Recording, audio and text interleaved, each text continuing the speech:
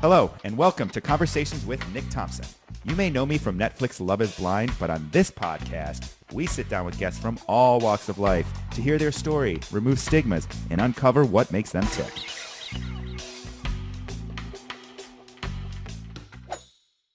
Our guest today, Linda Steele, is a really incredible human being, and her story is very relatable.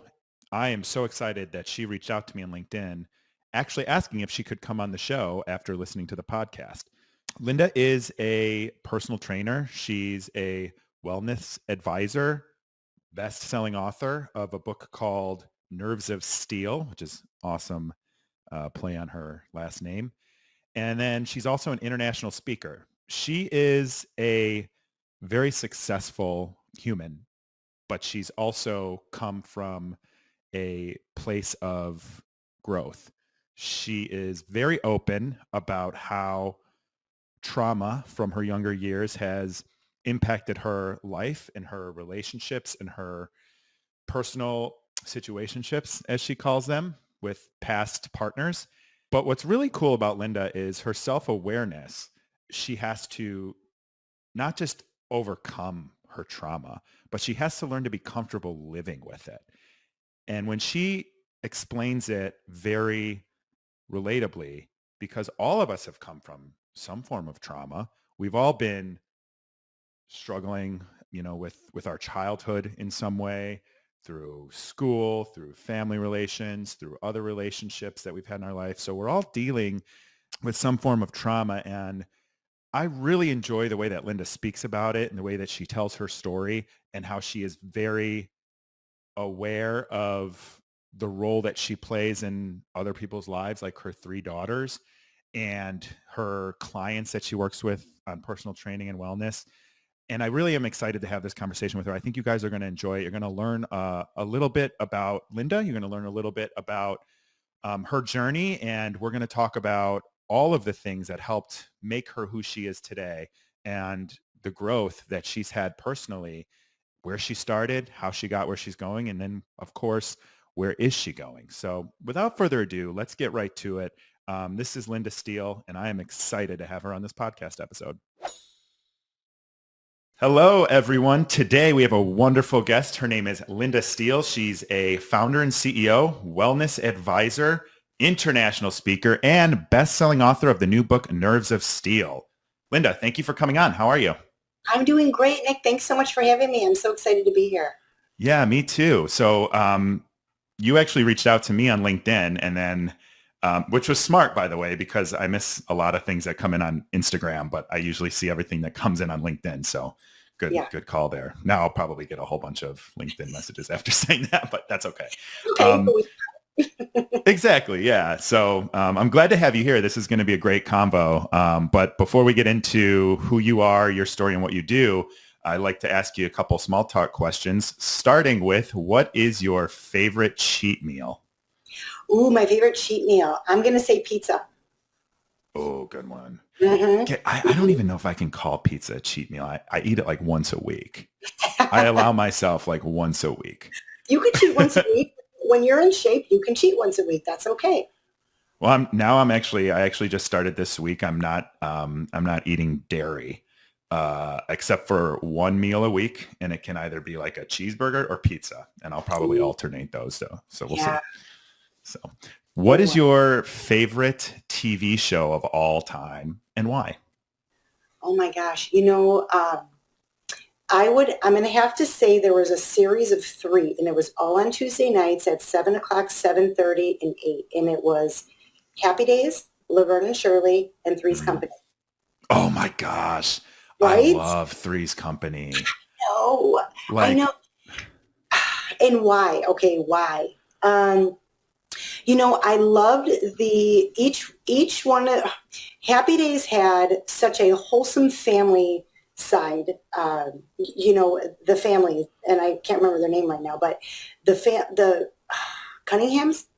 Was it the Cunninghams? I watched so much Happy Days, I don't remember anything about it. So the family side, it was so wholesome, but they still were teenagers and they still did naughty things. And so, they were reprimanded, and the parents were were so good with them, and I just love that part of it. And Three's Company was just silly. I mean, that was Oh my just, gosh. Now you that know, I remember. I yeah, remember like specific episodes about that or from right? that It was show. just boys being boys and girls being girls, and it was just real stuff. And Laverne and Shirley, I just loved the camaraderie between the two friends. I just thought that was Mm, just so fantastic. So, I think it was fun. It was funny. It was able to bring me away from whatever was going on in my life at the time. And I yeah, just look so forward to those shows. that's awesome. So what are you watching right now? Is there anything you're binging or enjoying right now? Yellowstone, Okay. but Everyone's that, watching Yellowstone. yeah, but that just finished. So I'm waiting for the next season to come out or series to come out. 1923 is kind How is of, that? it's really good. It's Yeah. really good. It's kind of attached to that. Uh, and then I'm watching You. Have you seen that? Okay. So I was just listening to part of my podcast that came out yesterday and we were talking about you.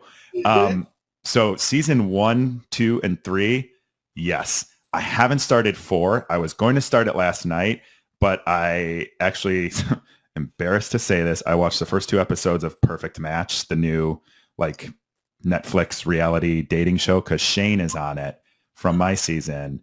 And Oh, he's like the only person from the show that I still have a relationship with. okay. So I was like, all right, I got to watch and see, even though I know what happens because he told me, but I got to like watch and give him some support. But yeah, I haven't started season 4 yet. Have Okay. you started 4? Uh, yeah. And is I it definitely wait for the next episode to come out. It's okay? really, I thought it was fantastic so far. Penn Badgley, who knew Mr. Gossip Girl himself was Mhm. gonna really take this role. And it's interesting because that show was like a Lifetime show before Netflix picked it up. And then Netflix took over. So it had aired before season 1 came on Netflix. It aired like a year earlier. And I'm like, how did this show get like on Lifetime? And it's Yeah. so good. It's so addicting. And the way that like you kind of root for him. And this is what I was talking about before. Like I remember season 1, I binged the whole thing on a trip to Sweden. And first of all, that will mess with your psyche. I don't recommend binging You the whole season. And I just remember I'm like always kind of rooting for him and whoever he's in love with.